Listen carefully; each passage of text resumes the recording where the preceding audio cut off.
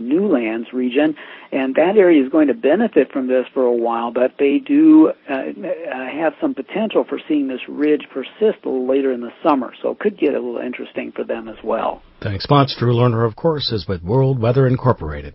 I'm Todd Gleason. RFD Radio Network's DeLoss Yankee connects rural routes for you. DeLoss delivers essential farm and food-related news to our listeners. His witty voice has been heard on the air for more than 2 decades. Here's a bit about his rural roots. Growing up on a farm prepared me for my career. I try to know a little about a lot of things and let the people I interview be the experts. I've always wanted to be on the radio. I'm just happy to do what I enjoy. Be it routes or roots, RFD Radio, FarmWeekNow.com, and Farm Week keep you connected. If you're in the mood for some sprucing up, you're in luck. From big to small or farm to front yard, your Illinois Farm Bureau member discount from John Deere is ready and waiting to help. It's easy to think green when it's the Rewards Loyalty Program with savings on equipment, special parts, and home and workshop products. Whether your tasks involve mowing, planting, or cleaning, you'll be set for whatever your work requires. All you need to do is sign up, have your membership number handy, and go to johndeere.com/Farm Bureau.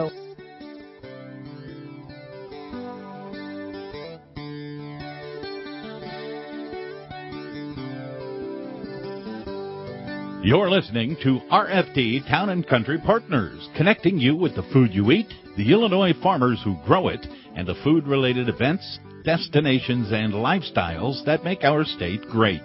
Welcome to RFD Town and Country Partners on a Wednesday. I'm DeLoss Yankee. We're glad to have back in studio Gracie Wines-Earl, Illinois Farm Bureau's Consumer Engagement Manager. How are you? Doing well. How are you? We're doing all right. I have a couple of questions for you. First, just some get-to-know Gracie kind of stuff. As someone who grew up in western McLean County, went to school at Illinois State, but the first couple of years of your professional life were in St. Louis. So this is your first time back at planting season. How much is Dad calling to say, okay, what are you able to do now that you're so close to home? Well, I'm on deck.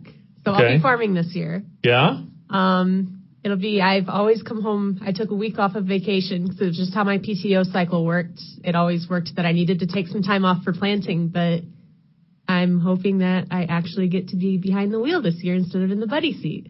Oh, really? Yeah. Okay. Very good. So that you were able to get that even at low on the totem pole at work, and that wasn't occupied. You were able to specifically say we're going back for planting season? Yeah. So working with farmers, you'll find that when farmers are busy, that's when your slow season is. So might as well leave the office and come back up here. Yeah, might as well go get the firsthand experience. Wow. So now how much do you lobby for getting the actual driver's seat and not the buddy seat? Well, it takes some time. So you kind of put the idea in his head, like, hey, I want to drive. And, maybe a few hours later, he'll leave to go check on, why is box 10 always going off, buzzer. Right. And then you just kind of sidle on over, and it's like, okay, here I am. Right here. It's harder to push you out of the way than when you were 10, for example, Yeah. So you're like, I'm sitting here. Well, it Might gives as well him let a me break. go. That's right. Well, and so your dad is executive director of Illinois Corn. People might recognize that name. He's got a full inbox of stuff to do anyway. Might as well let him check his phone, and you can run the equipment for a while. Yeah. It's one of those interesting questions for the new generation on the farms. At some point, okay, how much of this can I be responsible for doing? Yep. And then how much do you need to supervise me, and how much can you just leave me out here and give it a go? Yeah, or how much can you talk through on the phone and not even have to be there? The other thing is, when you're working in St. Louis and you take a specific vacation date. So I did this one time. I had a job. I took a specific week of vacation. It was right around Independence Day. So I had the holidays. It was a short week anyway. Went home, and it rained all week. And it hailed 3 times, including once that did a lot of work on the car. So when you have that little window where you're a couple hours away, you certainly want things to work. But hopefully this year you have more flexibility in that. Absolutely. Well, that's something to look forward to. Are you fighting the other sisters for this as well, or is this just you and Dad so far? Me, Dad, Uncle. Oh, Uncle too. Yeah. Okay. So if it would quit raining. If only. And even a great weekend like we had, you still look and you say, boy, you can see where it's wet, Oh, for sure. Just There's wet spots so all much over the water field. standing. Yeah, it's remarkable.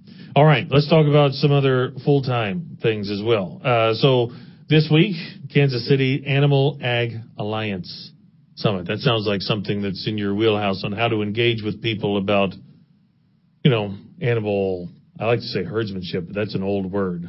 But just the whole discussion about how Illinois farmers responsibly raise their livestock. Right. So from my understanding is that this alliance came about because of animal rights activists, and it's industry members saying, okay, how can we get together and collaborate and figure out what is our plan of, attack against them as well, or how can we get ahead of this? And it's evolved from that. So we need to protect our industry, but we also need to engage with others. And that's kind of why I was interested. It's like, animal issues aren't, my first priority growing up because we had crops. Right. And so I'm hoping to better understand those animal issues as well as how they are choosing to engage. Because honestly, it's so much easier to talk about cows than corn. Oh, really? They're just so much more friendly, photogenic. I know what a cow is. It's easy to say, what do you get from a cow versus what do you make from corn? That's interesting, yeah. Well, one of the first things I assume that you've had to do, just talking about corn, is that to explain that, no, this is not the sweet corn that you're going to be having later in the summertime. Fortunately, we're having less of that. But, that's something that everybody's gone through. Well, I mentioned you in Illinois State, where the ag building is named, the last name on the building is Ropp, who, long time in Illinois agriculture, let alone dairy farmers, also in the county. And yet probably on the same campus, there were people that had certain thoughts about milk, for example. You're going up against people who are saying that milking cows is inhumane. How do you balance that? How do you... Right, well... How do you go after that sort of thing? Fortunately, I think that is the extreme case. I think the majority of people, if you've ever seen a bell curve, the majority of people are on the fence or they don't know that they care. And that's our target. It's like rather than work with the people or, try to converse with the people that are definitely on the far other side of the fence as far away as you can get, this is the chance to catch those people that are sitting on the fence or don't know that they need to care about it. Yeah. So there are some people that are really hard to reach, but then there are many who could go one way or the other. Those are the ones you want to make sure you get on the right side. At least get the message to them, whether or not they do something with that message, but they've heard from you before they've heard from the others. So getting there first, part of how to do it, and then how often do you have to do that sort of thing? So it's one thing to get there first. How many times do you need to be first? So when you're thinking about consumer engagement, I mean, that's your title there. How you go about doing that. I mean, conversations like this is one thing, but other ways of going about doing that.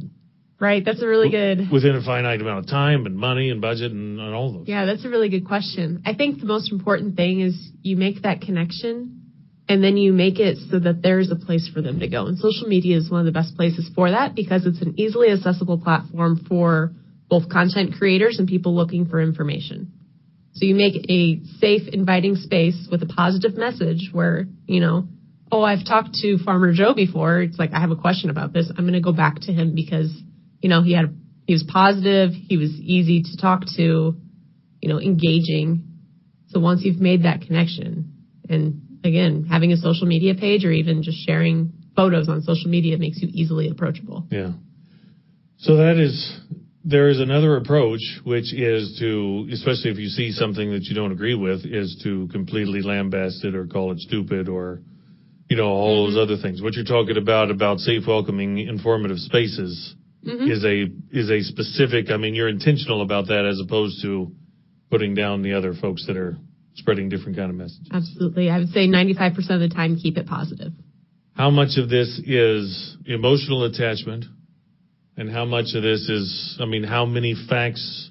We can't just be hitting people over the head with a cast iron skillet full of facts because that approach doesn't work well either. So you want them to be informed, but how much is informed and how much is, good emotional connection? You know what I mean? Yeah, no, emotion is the driver. Interesting discussion. So that will be taking place in Kansas City this week in Animal Ag Alliance.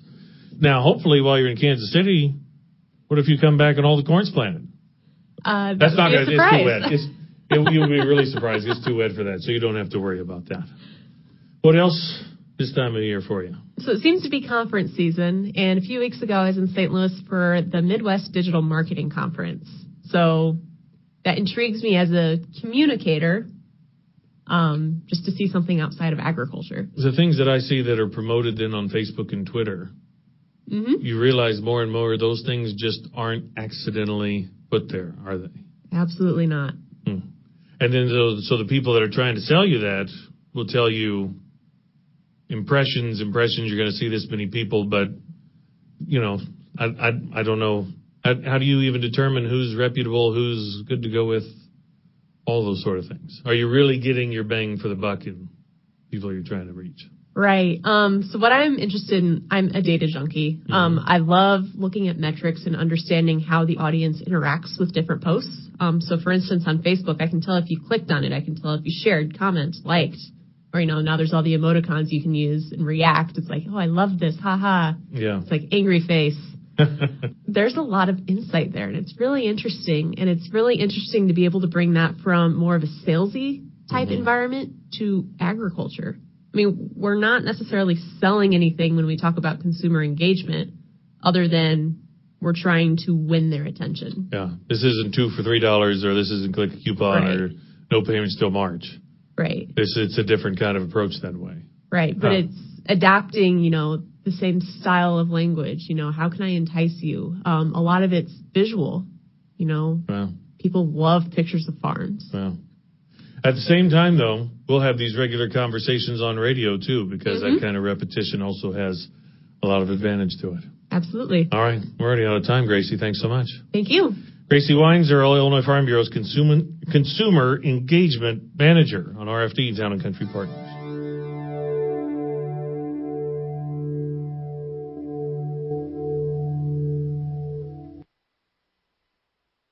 Are you preparing for planting season? We don't mean to be a pest, but here's a few things you need to know before you grow. The Illinois Department of Agriculture now requires special local needs labels, including new restrictions for the use of herbicide dicamba on top of soybeans in Illinois for the 2019 growing season. Did you know these additional restrictions go beyond federally approved labels? Remember, the label is the law. To find out more about these Illinois-specific labels, visit ilfb.org/label-aware. RFD Radio Network's Jim Taylor connects rural routes for you. You can trust Jim every morning for your overnight markets. He gets up early to help keep farmers on top of their game. Here's a bit about his rural routes. I have the opportunity to cover something different every day and provide listeners with up-to-date markets, news they need to do their job and be successful, from legislative issues to crop updates and weather, of course.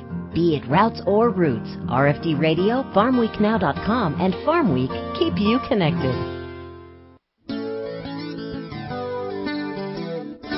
With what happens on the farm can impact your family and is related to food, I'm Mike Orso with RFD Town and Country Partners this week in Washington, D.C.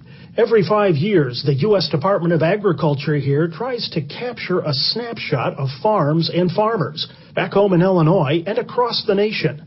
It found just a little more than 2 million farms across the country and around 76,000 in Illinois, a loss of a little more than 3% since 2012. University of Illinois professor of agricultural economics Todd Keithy notes it takes the federal agency nearly 2 years to compile and release the data. Given that we've seen, the downturn in a lot of our major commodities here in Illinois, a little bit sort of curious to see if we've seen any sort of demographic change in terms of farms wanting to retire out or consolidation. And it doesn't appear that we've seen a whole lot of dramatic movement. Now, granted, again, 2017 was a couple of years ago now, and so some of those tough decisions may be still coming in a year or two, so we have to kind of wait for another census. Iroquois County has over 1,500 farms, the most of all Illinois counties, with DuPage the least number at 77. Keithy explains how USDA defines a farm. Since the 1970s, the USDA has defined a farm as any place that could in a typical year sell $1,000 worth of commodities. The latest USDA census actually shows Cook County, home to Chicago, but also sizable land-wise, gaining in the number of farms. I would not be surprised if some of that Cook County growth are in these sort of direct-to-consumer agribusiness, farm business kind of things, right? So if you're growing, it doesn't take a whole lot of herbs or tomatoes or something that they sell into farmers markets. Where are the most Illinois farms located? Keithy plotted them out. Obviously, counties that have a larger geographic area will get more farms. So we see a lot of farms clustered in the sort of Champaign-McLean County kind of belt across the sort of northern third of the state. And there's a lot sort of south of Springfield, those large counties there have a lot of farms, and also along the Mississippi River in the western part of the state. As you start to go farther south, the sort of number of farms declines, particularly along sort of the southeast border with Indiana. The census data can be especially important because USDA uses it in part to implement its programs. And Illinois farmers really responded to the call to voluntarily provide confidential data compiled. They had the best response rate in the nation. In Washington for RFD Town & Country Partners, I'm Mike Orso.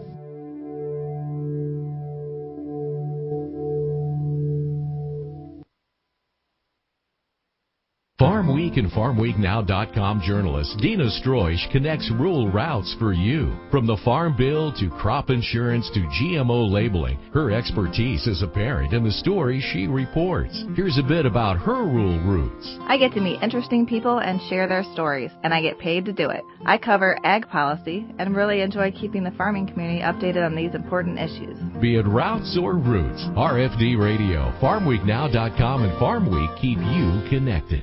Spring is here and things are buzzing. Farmers and pollinators are working together to help feed us. In fact, 1 out of every 3 bites of food we eat exists because of bees, butterflies, birds, bats, and other insects. Pollinators are important to our food system and the ecosystem overall. That's why farmers and those in the agricultural industry are working together to protect pollinators through education, research, and conservation efforts. Visit ilagformonarchs.org to join the buzz. That's ilagformonarchs.org.